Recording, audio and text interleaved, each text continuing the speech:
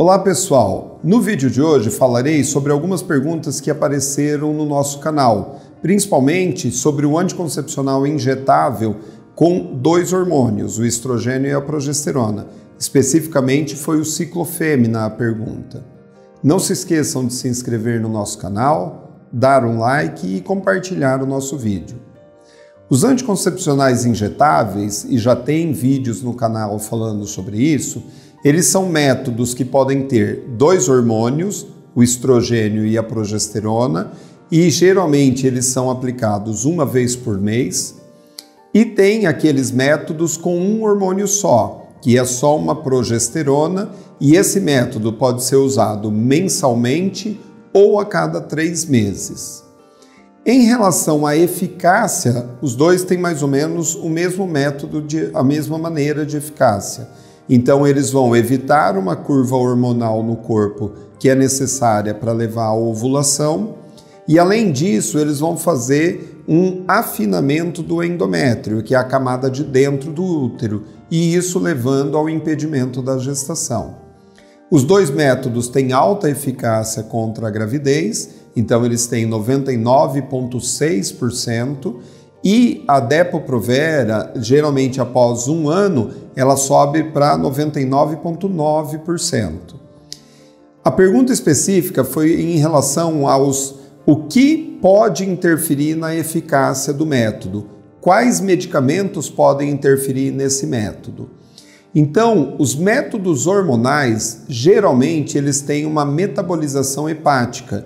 Então, quando a gente entra o hormônio no corpo, independente de ser por via oral ou por via intramuscular, ou, por exemplo, pelo selo, todos eles vão passar pelo fígado e vão sofrer uma metabolização. E aí sim vai ser liberado o hormônio que vai proteger contra a gravidez. Então, aqueles medicamentos que trabalham no fígado ou que atuam no fígado, normalmente são medicamentos que podem causar diminuição na eficácia do método anticoncepcional. E os mais conhecidos são alguns antibióticos, principalmente amoxicilina, eritromicina. Então, são os antibióticos, e o antibiótico também a gente usa por vários dias.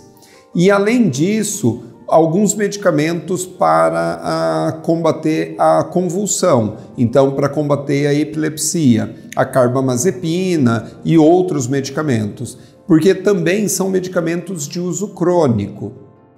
Aquela mulher que toma o método anticoncepcional injetável e de vez em quando toma um remédio para dor nas costas, ou toma um medicamento para dor de cabeça, ou para algum outro sintoma, isso não vai interferir no método anticoncepcional. Geralmente a gente fica mais preocupado para aquele método, para aquele medicamento que toma-se diariamente, por um período muito longo. Então, por exemplo, sofreu um acidente e aí vai tomar anti-inflamatório por muito tempo, ou está num tratamento e vai ter que usar medicamento contínuo. Esses medicamentos podem interferir um pouco, mas os que mais interferem são essas duas classes, os antibióticos e os medicamentos contra a convulsão. Se você usa esse tipo de medicamento, aí é interessante conversar com o seu ginecologista para tentar, às vezes, achar uma opção. E as melhores opções seriam os DIUs, tanto os DIUs hormonais quanto o DIU de cobre e o DIU de prata, ou, eventualmente, associar um outro método anticoncepcional junto com o método hormonal, por exemplo, a camisinha ou o coito interrompido. Quando você toma esses medicamentos, não é que você perde totalmente a eficácia anticoncepcional, ela tem só uma diminuição nessa eficácia. Um outro sintoma, geralmente quando a gente usa esses métodos hormonais, a gente tem como benefício a diminuição do fluxo e também uma regularização. Os métodos injetáveis não é um objetivo que a gente tem ter essa regularização, mas a maioria das pessoas ficam melhor regulada. Também para isso, se você usa antibiótico e se você usa os medicamentos contra a convulsão, isso também pode ter uma interferência, interferindo na questão do ciclo e interferindo na questão da quantidade do fluxo. Era isso, pessoal. Até o próximo vídeo.